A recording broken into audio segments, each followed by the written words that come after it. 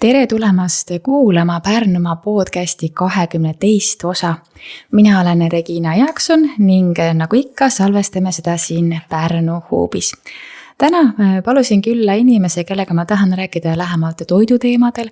Õigupoolest ma mõtlesin tema peale juba natuke aega tagasi, kui mul endal järsku hakkas isutama tohutult erinevate värskete juurikate järele. Ja siis ma mõtlesin, et toit, talv, keha vajab vitamiine, äkki see oligi see koht nii-öelda, mis mulle siis keha öelda tahtis. Ja siis ma mõtlesin, aga ma ei jäta seda infot ainult enda teada, kuidas nagu võiks hästi ja mõnusasti toituda. Ja sellega seonduvalt kutsusin külla Pärnu Arenduskeskusest toidukobara kogukonna juhi. Tere tulemast, Merle Einola. Tere hommikut. Ja alustame siis kohe sellest minu imelikust isust, mis mul siin on viimased nädalad olnud. Nii kui ma poes käin ringi, vaatan porgand, spargel, lillkapsas, paprika, nuikapsas, brokoli, siis on see, ja kurk ka, et siis need mul koju kaasa tulevad, sest et see isu on nii suur nende järele.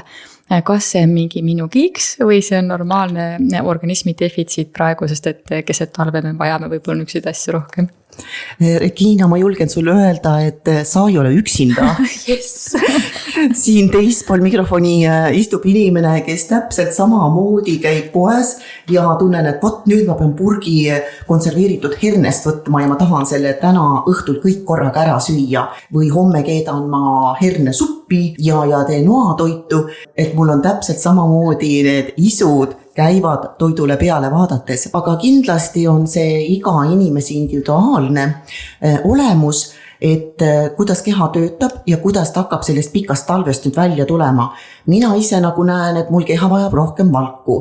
Kui sina tunned, et sinul on värske järgi isu, siis sinu seedetuli võib-olla on juba kõrgem ja ta suudab seda toorest töödelda. Nii et kõik need vitamiinid, mis sa saad värskest, see on kütus sinu seedetulele.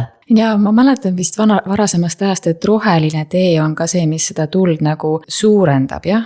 Või vastupidi, kui jahutab hoopis, jah? Matcha tee ja roheline tee on pigem, ütleme, lõuna poolt tulnud meile traditsioonid ja nemad on jahutava iseloomuga. Aga kui sa oled selline kirglik inimene ja sinu seedetuli on kõrge, siis sobib ka roheline tee sinule väga hästi. Ja iseenesest ju soe jook on väga teretulnud praegusel pimedal ja külmal ajal.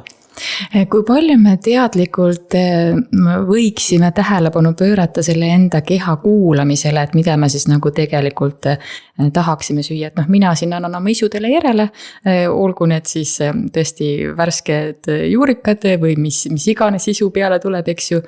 Aga kui palju me nagu võiksime teadlikult enda keha selles osas nagu kuulata või kas ju korraks peatuda, et kuulata? Minu meelest siin on meie õpetuses päris suur puudujääk, et meid ei ole õpetatud oma keha kuulama. Alles hiljuti oli mul üks tore vestlus, ma rääkisin ühe inimesega, et ma ei saa teist tassi kohvi päevas juua, mul hakkab seest nagu iiveldama, et hommikukohvi ma naudin suure hea meelega, see on päeva algus ja lisaks, kui ma nüüd nisujahutooteid söön, jällegi mul hakkab seest iiveldama, ma pigem väldin neid juba mitukümmend aastat. Ja siis ta ütles ka, et sa kuulad oma keha, nii tubli. Mõtlesin, et aga kuidas siis muidu, miks ma peaksin omale tekitama, ütleme, selliseid ebameeldivaid tundeid, kui ma tunnen, et mu keha lükkab need eemale. Siis ma katsun nagu oma isusi suunata ringi, oma harjumusi ringi suunata, et mul ongi hea ja mõnus olla. Kuidas õpetada ennast oma keha kuulama, sest et see ei ole niimoodi üleöö. See on ikka protsess, aga kuidas nagu võiks siis nagu alustada või millele võiks alguses tähelepanu pöörata?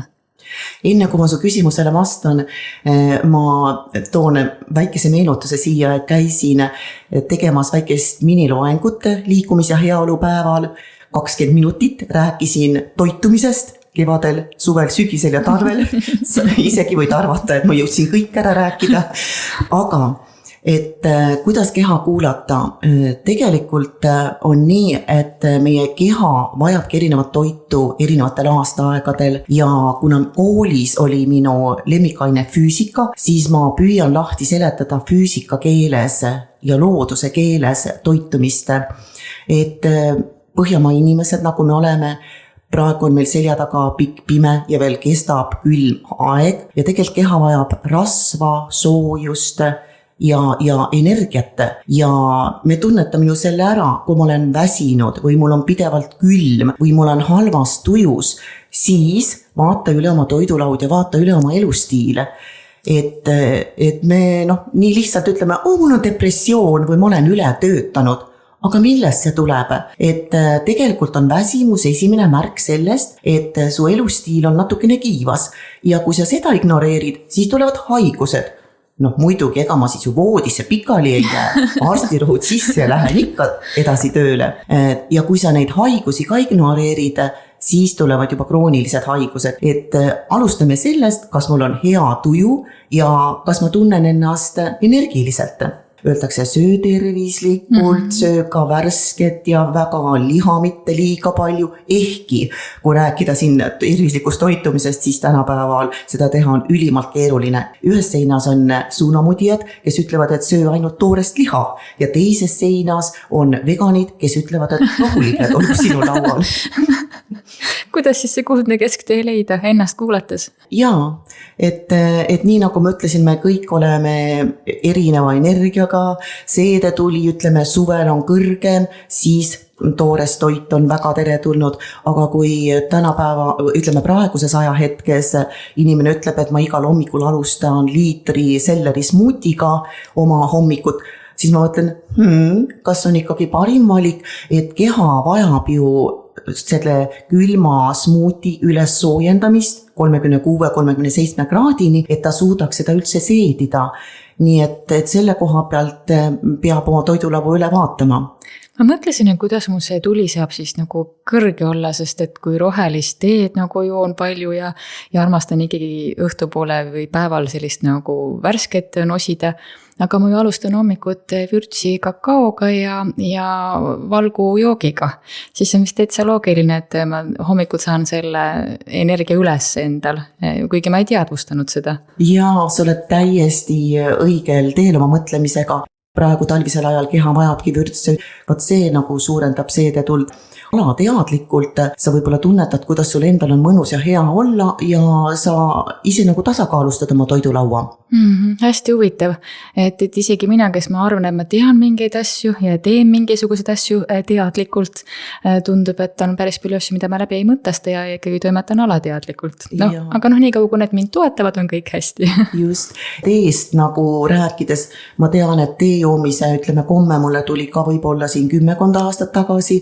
Kunagi ma üldse ei tahtnud teed juua, aga siis oli see must purutee, mis üldse nagu ei meeldinud. Aga praegu on mul laual erinevad taimeteed, mida ma tõeliselt jumaldan ja igal hommikul siis teen valiku, mille järgi mul isu on. Ehkki, ütleme, lapsepõlves vanaemal potispliidi peal oli alati taimetee, aga ma ei tea, meile nagu pakuti puruteed, et see oli kuidagi selline nõukogude aja tee, mida joodi. Aga nüüd rääkides siis korraks sellest loengust ja sellest mõttest, et mida võiks siis siin hilistalvisel, õige pea varakevadel enda toidulauale lisa tuua, et üks on see valgupool, eks ju, mis on siis veel, mis võiks seda seedetuld praegu nagu üles tõsta ja üleval hoida, et saaks keha kenasti toimetada ja vastu pidada. Selline jahe külm aeg, keha tegeleb sellega, et energiat hoida. Kindlasti peaks olema rasvad seal. Et mina ise ka nagu liha sisuliselt väga ei söögi, aga ma hoolitsen selle eest, et mul on oliiviõli alati laual ja mulle väga meeldib või, nii et võid korralikult. Keha vajab rasva ja süsivesikuid. Kui me räägime süsivesikutest, siis kuidagi inimestel kohe see kangastub suhkruga ja magusaga. Sai ja suhkrut pean neid palju sööma. Aga kui me vaatame nüüd kas või meie talunike neid täisteratooteid ja loeme pakendi tagant, mis need sisaldavad, siis näiteks tatras või täistera kaera helvestes me leiame ju ka lausa mingi 60% süsivesikuid ja nad on pealegi veel aeglased süsivesikud. See tähendab, et need toode sisaldab palju kiudaineid ja energia vabaneb aeglaselt, et parim viis saada pikem aja vältel täiskõhutunnet ja süsivesikuid. Või siis valguteema oli meil ennem teemaks. Samamoodi tatras leidub väga palju valku, isegi 13 grammi 100 grammi kohta. Ma muidugi räägin mahetatrast, mis ei ole kuumutatud ja mis on nagu elusenergiaga. Kui suur vahe siis sellel mahetatral ja kuumutatud tatral on, sest ega kui me poodi lähme, ega me ju reeglina ei mõtle selle üle, me lihtsalt ütleme, tatar, korvi, lähme. Ikkagi vahe on päris suur. Ütleme, see pruun tatar, mis poes on, seda on kuumutatud kõrgel temperatuuril, et vältida seda, et ta rikneb. Et ma ikka ütlen, et nii nagu see valge jahuvalge suhkur ei idane, mädane ega kõdune on ju, ei lähe hallitama, et teda ongi töödeldud suurtööstuses selliselt, et ta säiliks ka erinevates tingimustes, olgu ta siis niiske või natuke jahe või selline soojem. Aga see mahetatar on tegelikult elus tatar, tal on kõik toitained sees. Kui nüüd tatart idandada, siis on juba niiske marli alle pannes seal 2 päeva pärast väikesed idud poevad välja ja siis on nagu see tatar veel eriti E-vitamiini rikas ja tohutult toitaine rikas. Et tatart loetakse isegi teraviljade kuningannaks, ehkki tatar pole teravili, vaid kuulub hoopis rabarbeliste perekonda, aga just nimelt sellepärast, et ta sisaldab tohutult mikroelemente ja vitamiine, ka B-grupi vitamiine, mida me väga sageli toidust ei saa. Ta on ikkagi nagu elusenergia ja su keha saab sealt rohkem, kuidas nüüd öelda, energiat, kui sealt näiteks töödeldud toidust kätte. Et vaat siin on see vahe, et ma võin süüa kõhu küll täis, aga kui ta on töödeldud, siis kehal võib ikkagi puudujääk olla toitainetest, vitamiinidest, nii et selle koha pealt tasub nagu valida, et mida suhu pista. Süüa sellepärast, et kõht on täis või sellepärast, et mu keha saab head kütust. No aga tatar on ju ometigi nii hea asi ja mina ju ometigi tavalise poes käijana ei mõtle selle peale, et kui suur vahe on sellel kuumtöötlemisel eelnevalt või siis sellel nii-öelda nagu siis elustoidul, nagu sa teed välja, on ju. Meil ei ole neid teadmisi kusagil kaasa antud, mulle tundub. Nii-öelda poetatar on ka tegelikult väga hea valik toidulauale ja paljudele meeldib kuumaga eeltöödeldud tatar rohkem. Ja ta on ju gluteenivaba, et kui me jällegi valime, kas me sööme pastat, pannkoogi, saiakesi, mis on kõik nisujahu baasil valmistatud, siis need on ju gluteeni sisaldavad ja gluteeni me sööme liiga palju igapäevaselt sisse, siis tatar on igas mõttes nagu hea valik. Nii, aga nüüd tulles siis natuke lähemalt ka toidukobara tegemiste juurde, et võib-olla on veel mõni, kes mõtleb, ma tean, et mõne jaoks on jätkuvalt meie kobarasüsteem natukene arusaamatu ja see on täiesti loogiline, kui selle sees ei ole, siis ei saa aru, mis need kobarad üldse on, eks ju. Aga millega siis toidukobar tegeleb? Minu töö eesmärk on aidata kaasa Pärnumaa toidu- ja joogitootjate arengule, et tõsta nende konkurentsivõimet. Ja me oleme üsna regulaarselt teinud erinevaid koolitusi, käinud õppereisidel, käinud kohtumas ülikoolides teadlastega, just nimelt sel eesmärgil, et innustada meie väikeettevõtteid oma tooteid arendama ja toorainet väärindama. Väga lihtne on ju lihtsalt ära müüa maasikad või õunad naturaalsena, kuid samas kui külm kuivatada maasikaid või õunas teha mingit toredat toodet, siis sa saad anda lisandväärtust ja küsidagi rohkem raha selle eest. Ja need ülikoolidesse õppekäigud on olnud, ütleme selle koha pealt, ka väga tulemuslikud, et meie toidu- ja joogitootjad on näinud, et teadlane ongi päris inimene, temaga saabki kõneleda, nad teevadki päris tooteid, mis on meie kauplustes müügil. Ja juba see on suur asi, kui tootjad hakkavad mõtlema, et ma tahaks koostööd teha kellegiga ja ma tahaks oma toodet arendada. Tood sa äkki mõne näite ka, kuidas on meil siin mõni Pärnumaa tootja teinudki koostööd mõne teadlasega või siis mõne ülikooliga, et midagi välja nagu arendada või mingisuguse suurema organisatsiooniga nii-öelda.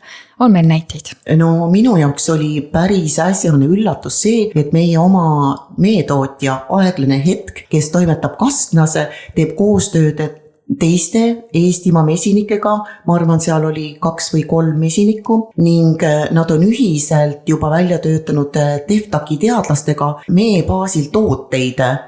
Isotoopiline jook näiteks, kuhu on lisatud seal erinevaid vitamiine ja magneesium ja soola, mis on tegelikult Jaapani turu jaoks tehtud, kus on kuum ja inimesed nagu rohkem vedelikku tarvitavad, siis see jook aitab kehas säilitada mineraalaineid ja mitte nii kiiresti nagu vedelikul välja aurustuda. Ja nüüd neil on plaan teha nagu uus koostööprojekt nende teadlastega, nii et ütleme, me oleme nagu algussammudes, aga ise aitasin just ühel maasikakasvatajal möödunud suvel ettevalmistusi teha, et ta külmkuivatatud maasikad saaks nagu koostöös ühe meie ettevõtjaga tehtud ja jällegi see on toote väärindamine, et müüa toodet oluliselt kõrgemas hinnas. Ega vist, kui hakkab inimene miskit nagu nii-öelda tootma, võib-olla ka algul väiksemas mahus, võib-olla üldse ei mõtlegi suurtootmise peale, ega siis esimese hooga võib-olla ei pruugi ka kohe need erinevad tootearendused ja väärindamise mõtted pähe tullagi. Et nagu sa ütlesidki, et ma müün toodet, ma müün ta lihtsasti ära, aga millega on võimalik talle seda nii-öelda lisandväärtust anda, et esimese hooga vist ei mõtlegi, see vist on juba siis, kui see tootmisprotsess on mõnda aega juba toiminud nii-öelda. Jaa, meie ütleme väiketootjad, kui nende nagu vaadata, mis nägu nad on, siis tegelikult ma julgeksin öelda, et see toidukobara kogukond sisuliselt ongi 100% mikroettevõtjad. Need on inimesed, kes toimetavad üksinda või pereringis või äärmisel juhul ongi palgatud 2 või 3 töötajat ja mikroettevõte on siis selline, kus 1-10 inimest on tööl. Ja kui algselt nagu selle kobara projekti algul sai kõlavate sõnadega räägitud, et me aitame tootjatel digitaliseerida, automatiseerida, ringbiomajandust teha, siis nüüd nagu ma näengi, et need mikroettevõtjad, ütleme nendele kõik need suured kõlavad sõnad, mida Eesti majanduses räägitakse, ei sobigi. Äsja just vaatasin ühte projektitoetust, kus antakse toetust digitaliseerimisele ja seal oli tingimus, et ettevõtte eelmise aasta müügikäive peab olema vähemasti 200 000 eurot. Ja siis ma vaatasin oma toidukobara kogukonnale otsa ja vaatasin, seal on mul ainult 2 ettevõtet, kellel see müügikäive on nii suur, et siin ongi see nagu aru saada, millist tuge meie väikeettevõtted vajavad ja millist nägu nad üldse on. Mis nägu siis on meie väikeettevõtjad toidu ja joogitootmise poole pealt? See on väga asjakohane küsimus. Meil oli toredad kohtumised siin meie väikeettevõtjatega, viisime läbi 3 erinevat fookusrühma intervjuud, kus me kutsusimegi siis oma ettevõtjad, 5-6 erinevat ettevõtjat vestlusringi ja rahulikult õhtusöögilauas arutasime, kus te olete oma toimetamistega, mis on teie eesmärk, kuhu te tahate jõuda ja millist tuge te toidukobaralt ootate. Ja selgubki, et paljud ettevõtjad käivad nii-öelda põhitööl, kuid ikkagi kirg on kohaliku toidu ja selle toidu kasvatamise vastu nii suur, et tegeletakse ka ettevõtlusega. Samas ei juleta põhitöölt ära tulla, sest see annab pideva rahavoo.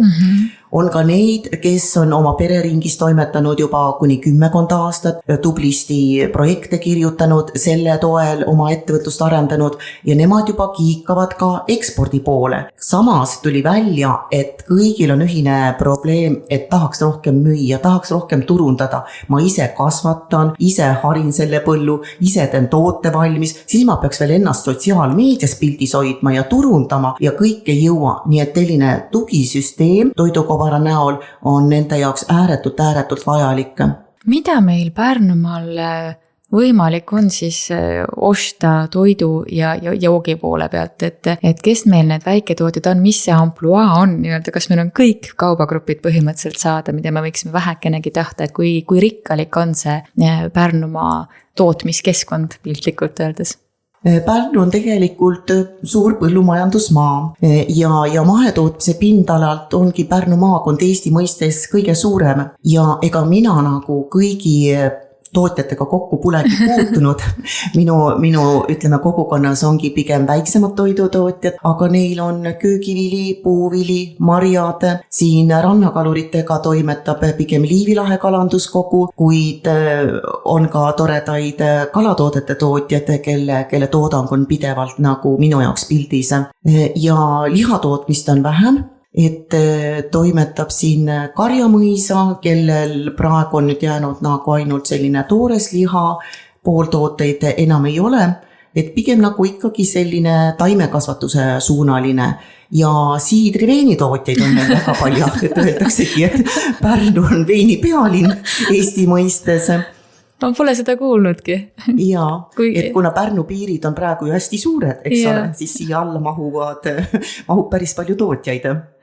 No kui tõid välja, et koolitusi toimub väike ettevõtjatele, toidu ja joogi tootmise ettevõtjatele, et siis mis on veel need ühised ettevõtmised, millega te toimetate, kas te käite kuskil messidel, kas te käite kusagil väljaspool maja, lisaks siis tutvumispäevadele, kui te käite näiteks ülikoolides või teadusasutustes, eks ju, et millega te siis nagu veel toimetate? Kui messidest rääkida, siis just hiljaaegu Toidukaubara väike seltskond käis Grünewoche messil Berliinis, mis on Euroopa suurim põllumajandus- ja toidumess ja see oli ühest küljest ka auhind veel eelmise toidukonkursi võitjatele ja kaasas olid ka Toidukaubara juhtrühma liikmed, et me käisime alles nuusutamas, mis seal toimub. Et see, et minna ise messile välja, see on võib-olla tulevikumuusika, aga just on selja taga hästi tore kogemus, et me olime nüüd 2 päeva väljas Pärnu maitsete ekspoga. Pärnus toimus rahvusvaheline sündmus, Euroopa turismikomisjoni aasta koosolek ja konverents, mida siis Visit Pärnu ja Pärnu linnavalitsus korraldasid ja nad palusid Pärnumaa toidutootjaid oma toodetega välja, sest teada oli ette, et turismikonverentsi programm on hästi tihe ning ega meil need kohalikke tooteid siin linnas välja ei paista. Taluturule võib minna, aga kus sa veel neid Pärnumaa maitseid leiad? Ja see oli muidugi päris suur eeltöö minu ja mu kolleegide poolt Pärnumaa arenduskeskuses, kes aitasid selle ekspoalasel üles sättida, aga väikeettevõtjatel jäi siis ainult kohale tulla, oma kaup välja panna ja tutvustada neid tooteid. Et meil kokku oli 19 erinevat ettevõtjat, kelle toodang seal väljas olid ja konverentsi inimesed olid tõeliselt tänulikud ja üllatunud, et nad sellise väikese ekspo leidsid. Ma jäin praegu sinu jutu taustal mõtlema, et tõepoolest taluturul nagu on hästi nähtavad, eks ju, aga muidu on ju see, et kui on nagu Pärnumaa maitsete, ütleme siis selle konkreetse, ütleme siis kleebisega, eks ju, et siis nad on teiste toodete sees, et miks mitte Pärnumaal olevates kaubanduskettides, kas või need samad suured, kes meil siin on kõik Rimid, Selverid ja nii edasi, ka sinna tekitatagi see lett nii-öelda Pärnumaa maitsete lett, et nad kõik kohes koos oleks nagu suveniirid heas mõttes on ju, et äkki ka see on see koht, mis nagu aitab nähtavust tõsta. Absoluutselt. 2018 aastal, kui Pärnumaa oli toidupiirkond ja see oligi aastane projekt, siis ju Rimi poodi kaubamajakas sai tekitatud Pärnumaa maitsed riiulid, mis on siiamaani päris kenasti paistavad sealt välja. Aga jällegi on tarvis iga asja jooks rahastust ja me oleme tegelikult ka siin Huubis käinud läbi rääkimas Vabakonnamajas. Kohvik Liana on huvi tundnud selle vastu, et olekski sellised väikesed Pärnu maitsete müügipunktid. Kui sa võtad ühe teema arendada, see on alati nagu pikem protsess, läbirääkimised on tehtud, mõtted on paika pandud, kalkulatsioonid on juba tehtud, aga nüüd tuleb selle asjaga edasi minna. Samas on, nagu vaatad, et neid teemasid, millega oleks tarvis tegeleda nii palju, et kus nüüd seda tulekahju siis kustutama hakata. No see on see, et meie, kes me ju seda igapäevatööd ei näe, no igal pool on nii, et need, kes ei näe seda igapäevatööd, ka nendel pole õrna aimugi ju, millega kusagil tegeletakse ja see on ka täiesti loogiline. Et inimesel, kes kuulab podcasti, tema ei tea elu sees seda eeltööd, mis selle nimel toimub on ja see ongi okei. Et selles osas on nagu tore, kui keegi korraks nagu valgustab, et oi, aga meil on nagu sellega juba räägitud, sellega juba tegeletud, sellega juba nii on ju. Et siis saab natuke nagu aimdust, mis see taustsüsteem ka on. ja me püüame nii-öelda erinevaid võtteid rakendada, et ikkagi innustada väiketootjad oma toreda kaubaga välja tulema, et nüüd märtsi lõpus toimubki ju Pärnumaa toidumeene konkurss, mis on juba 3. ja me tõsiselt soovime muuta selle traditsiooniks ja eesmärk ongi see, et innustada väiketootjaid oma tooteid arendama, tegelema pakendidisainiga ja et luua selliseid toredaid toidumeeneid, mida ka turistil oleks tore kaasa võtta ja ühtlasi tahame läbi konkursside säilitada seda kohalikku toidukultuuri ja toidupärandit. Nii näljakas, et ütled, et alles 3. kord, et minu arvates me oleme sinuga juba sellest väga kaua rääkinud, väga mitu aastat, aga kui sa ütled, et tõesti 3. kord, no siis ma usun sind. Esimene toidumeene konkurss toimus aastal 2018, kui Pärnumaa oli toidupiirkond ja siis tekkiski pikk vahe, sest nii nagu ma nimetasin, et iga asja jaoks on rahastust tarvis ja nüüd, kui Toidukobar alustas oma tööd, siis esimesena asjana me mõtlesime, et tuleb traditsioon ellu äratada, mis sest, et 6 aastat on mööda läinud ja toimus teine toidumeene konkurss. Ütleme niimoodi, et see väga oma eesmärki ei täitnud, ikkagi vahe oli liiga pikaks jäänud ja konkursil ei laekunud neid tooteid nii palju, nagu me soovisime. Ärikingutuste kategoorias oli ainult 1 pakkumine, käsipagasisse kaasavõtmiseks ja reisile kaasavõtmiseks toidumeeneid ei olnud nii palju, aga nüüd on siis 1,5 aastat vahet ja juba ettevõtjad ise on tundnud huvi, et millal toimub. Meil on juba mõtted valmis, nii et ma usun, et sellel aastal on valik rohkem, ehkki konkurents on siis suurem, ei pääse nii kergesti püünile, aga ma näen, et seda traditsiooni on tarvis elus hoida. Mis see siis täpsemalt tähendab, et räägi natuke see ka lahti, et võib-olla mõni, kes ei tea, mis see konkurss siis endast kujutab? Meil on plaanitud selliselt, et 24 kuni 26 märts saavad ettevõtjad tuua Pärnumaa arenduskeskusesse oma meene, mis nagu konkursil esitada. Ja 1. aprillil toimub komisjon, kus me siis maitseme, vaatame pakendidisainid üle, pildistame tooted ülesse ja siis nagu otsustame 5 kategoorias võitjad, et sellel aastal on samamoodi 5 erinevat kategooriat, parim toidumeene turisti seljakoti, parim joogimeene turisti seljakoti, lapsesõbralik meene, uudistoode, mis on loodud siis kas alles eelmisel aastal või sellel aastal ja siis parim ärikingitus, et kõik need on puhtalt nagu vajaduspõhised. Näiteks minu juurde tullakse järjest, et ma tahan külla minna meie headele klientidele või sõidame õppereisile, kas oleks kingikotti midagi toredat panna, mis sobiks nagu ettevõttele üle anda. Või siis tõesti, et lapsed saaksid ka Pärnumaalt tervislikke meie puhtast kohalikust toorainest toredaid toidutooteid, joogitooteid. Minu jaoks oli hästi siuke tore sinu poolt minule tutvustatud, varasemalt ma ei teadnud sellist maitset nagu meeepakutoonia, kus oli krõps vist ja limonad ja snäkk oli ikka. Issand jumal, kui hea. Ja ma mõtlen, et ilmselt on neid päris palju, neid erinevaid ägedaid tooteid. Ega minult samamoodi see teadmine puudus selle snäki kohta eelnevalt, kui ma poleks sinu käest seda nagu maitsta saanud, eks ju. Et selles osas on nagu nii tore, kui neid kuidagi nagu esile tuuakse, et sest konkurss on ikkagi see, kui on suurem tähelepanu. No see lihtsalt on niimoodi, et rohkem fookust, rohkem turundust ja see ongi okei. Et siis on nii vahva, kui tulevad, oi, meil on selline asi ka veel olemas. Ja see konkurss kindlasti aitas tuua meie toidutootjaid rohkem pildile. Nad said endal väga kvaliteetset fotomateriaali, mida kasutada edaspidi. Võitjatest valmisid 1-minutilised turundusvideod, mida nad saavad turundamiseks kasutada. Ja nii nagu ma ütlesin, et võitjad said ka tulla kaasa Grünewoche messile, et vaadata, mis siis kaugemal maailmas toimub ja kuidas teised oma kaupa reklaamivad.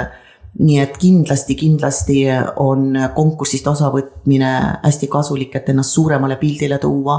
Ja kui rääkida veel nendest epakütoonia mee maiustest, siis me ettevõtja on tulnud oma isa tallu tagasi ja seal epakütoonia istandust arendanud.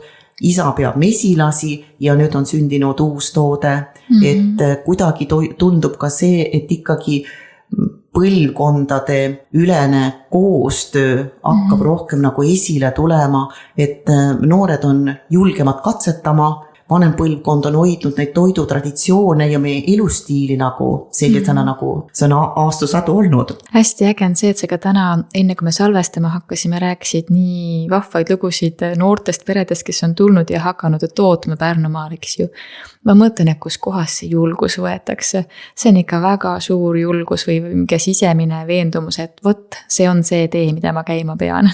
See on suur kirg ja nende oma nägemus, mida nad teha tahavad. Inimesed on väsinud sellest tehismaailmast ja sellest meeletust suhtlemisest, inimmassidest ja need, kes ikkagi on sügavamad hingega inimesed ja armastavad loodust. Eestlane on ju loodusrahvas.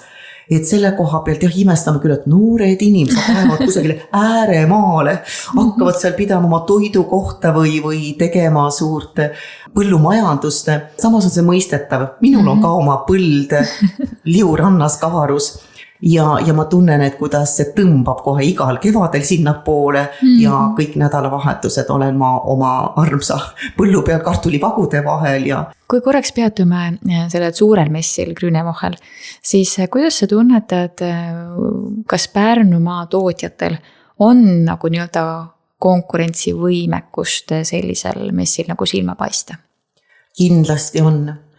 Et nii nagu ma enne nimetasin, et Pärnumaa on ka suurim mahepõllumajandusmaa, et mahetooted on need, mis me ei jõuakski nii palju ära toota, kui tegelikult välisturg seda nagu vajab ja me tegeleme juba tootearendusega, mis hakkas silma, et palju on ka pisipakendeid, et kui ma nagu tootega ei ole veel väga tuttav, võib-olla ma tahan seda proovida, et võib-olla väike pakendeid rohkem disainida, aga me oleme juba sellel teel, et me oleme unikaalsed, meie tooted on, ütleme, puhtast toorainest.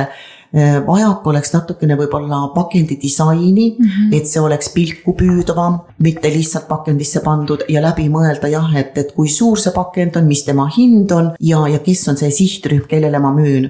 Aga kui nüüd toidutrendidest rääkides, siis ühest küljes on küll see kiirtoit, mis tohutu hooga meile siia peale tuleb, aga teisest küljest on ikkagi see puhas, naturaalne, ökoloogiline toit, mida inimesed järjest rohkem hakkavad hindama ja Eesti oma nišš ja Pärnumaa toidutootjate nišš kindlasti võikski olla see, et me uhkusega presenteerime, näete, see on puhas tooraine, minu oma kätega tehtud ilma säilitusaineteta, värvaineteta, et lihtsalt klienti tuleb koolitada.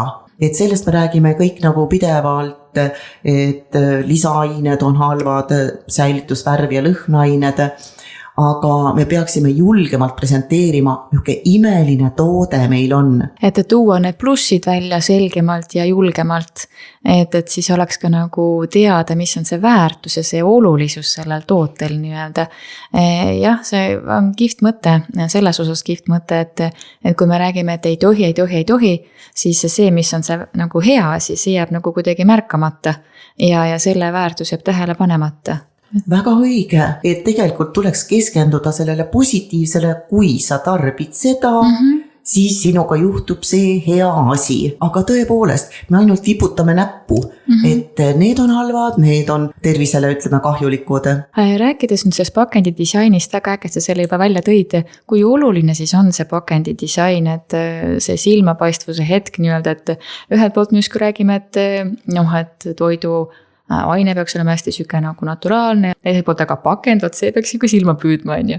Et kuidas siin seda tasakaalu leida? Ma arvan, et tuleks usaldada graafilisi disainereid, kes seda maailma tunnevad ja tunnetavad ja oluline on ka see, et kus on minu sihtrühm. Kui ta on eestlane, siis tema jaoks müüb nagu ühte sorti pakende, aga kui ta on välismaalane, siis tuleks juba võib-olla teine disain tema jaoks tekitada ja kindlasti ka see, et kuidas ma seda turundan, kui ma läbi suurte kaubanduskettide oma toodet turundan, siis jällegi tuleks võib-olla teine disain sinna mõelda, kui ma müün ise laatadel ja otse kliendile, siis võib ka teine pakendi disain olla. See on ikka tõsine teadus. Tõsine teadus, aga siinkohas ma ütlen, et kui meil oli eelmine toidumeene konkurss, siis me filmisime üles ka sellealased koolitused, mis on nüüd toidumeene, mis sinna alla kuulub, pakendite valmistamine ja pakendidisain ja lugude rääkimine sinna juurde. Ja kõik need videod on ka üleval Pärnumaa Arenduskeskuse kodulehel, kus on nüüd toidumeene konkursiinfo, nii et julgelt soovitan, et kes soovib konkursile tulla, vaadake need õppevideod ära ja teie enda jaoks saab nagu selgemaks, mis tähendab see toidumeene või pakendidisain või lugude rääkimine sinna juurde. See muideks, kui sa tõid ja rääkisid loo juurde nendele toodetele, mis sa mul täna siin maitseda tõid, see oli kõige olulisem osa minu juures, ma pole maitseid ju veel saanud, aga see lugu kõnetas, et näed, et tulevadki ääremaale noored 3 lapsega ja tegelevad ja toimetavad, on ju. Et selles osas nagu see lugu on kõige olulisem seal juures veel.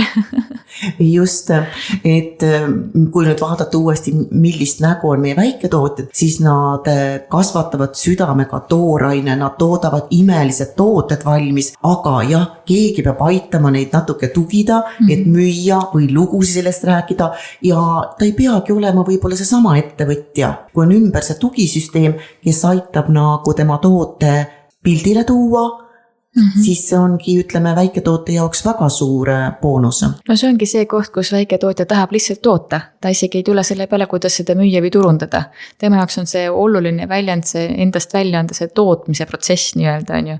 Ja siis ongi hästi hea, kui on keegi, kes ütleb, et aga okei, siin saame aidata selle disainiga, siin saame aidata turundusega, siin saame aidata veel 3. asjaga, on ju, võib-olla tootearendusega ja nii edasi. Et selles mõttes on sellised võrgustikud ja kobarad ikka päris tähtsad asjad tegelikult. Ja me jõuame veel praegu sinnani, et toidu ja joogi tootmine on meie ettevõtjate jaoks elustiil. Siin üks mesinik just nimelt rääkis, et tema tahabki üksinda metsas oma mesipuudega seal toimetada ja ta ei tahagi kasvada. Nii et selle koha pealt, kui mina nüüd tahaksin jõuga nüüd survestada, et kuulge, võtke endale 5 töötajat ja hakkagi eksportima, sest tegelikult tulebki välja, et ettevõtja eesmärk ei olegi see. Tema eesmärk on hoopis oma elustiili elada, et ta ise naudib oma tegevust, et ta saab nagu nii palju turundatud, et oma tooraine saab väärindatud. Siin on muidugi ka see probleem, et miks ettevõtjad ei taha väga palju ennast reklaamida. Kui me vaatame nüüd eelmise aasta peale, mis oli väga vihmane ja jahe, ei olnud õunu väga palju, mesilased ei saanud lennata, et mett varuda ja ongi mulle öeldud, et aga mida ma ennast reklaamin, mul on väike ports toodet laos, mille ma oma püsiklientidele nagunii ära müün. Et siin on nagu lõpuks hästi palju nüansse, kui sa õpid tundma seda meie toidu- ja joogitootjate, et miks nad ennast aktiivselt ei turunda või milline on nende selline käitumine ja elustiil. Ja mis on ka täiesti okei. Selles mõttes nii ongi, et mõni tahabki ühte, mõni teist ja me peame ka arvestama erinevate asjadega, sealhulgas siis loodusjõududega. Täpselt. Aga toidukobaral järgmised tegemised, toimetamised nüüd konkursi kohta, toidumeene konkursi kohta saab lugeda Arenduskeskuse kodulehelt, aga muidu teil järgmised ettevõtmised, mis plaanis on? Toidukobara juhtrühmaga peame plaane ja teeme veel viimased ettevalmistused toidumeene konkursiks. Sinna kuulub 9 inimest liidergruppidest, Rohelise Jõemaa koostöökogust, Liivilahe kalanduskogust, Pärnu lahe partnerluskogust, Tartu Ülikooli Pärnu kolledžist, on ka ettevõtjaid. Siis on 18. veebruaril on tulemas sotsiaalmeedia turundus, mitte ainult alustavatele ettevõtjatele, pigem sellistele, kes sotsiaalmeedias on nagu alustavad. Ja siis tuleb mul üks eksporditeemaline koolitus veel veebruaris. Et sotsiaalmeedia koolitust me peame vist juba 3. kord kordama, sest päris palju on neid, kes ei ole sotsiaalmeedias nähtavad. Nad ei oska postitada, nad ei julge postitada ja me teemegi pigem neid koolitusi väiksemates rühmades, 10 inimest, 12 inimest. Ja me plaanime ühte veel kas märtsi lõpus või aprilli algul, sest pärast aprilli ega enam suurt neid toidu- ja joogitootjaid kätte ei saa. Algavad kevadtööd, nad külvavad juba seemneid ju praegu veebruaris, aga alates aprillist, kui on ilmad ilusad, on tarvis juba õues olla, nii et sellepärast ma püüangi võimalikult palju koolitusi, õppereisi ja üritusi ära teha sellisel talveperioodil, kui neil on natukene rohkem aega. no see on ilus koht ja ilus mõte, millega saade kokku võtta. Nii et võtame siis tänase jutuajamise kokku. Suur aitäh sulle, Merle, jõudu tööle ja palju toredaid hetki ja kohtumisi meie vahvate väiketootjatega. Suur tänu, Regina, ja mina soovin meie Pärnumaa toidu- ja joogitootjatele ilusat kevade ootust ja näpud mulda.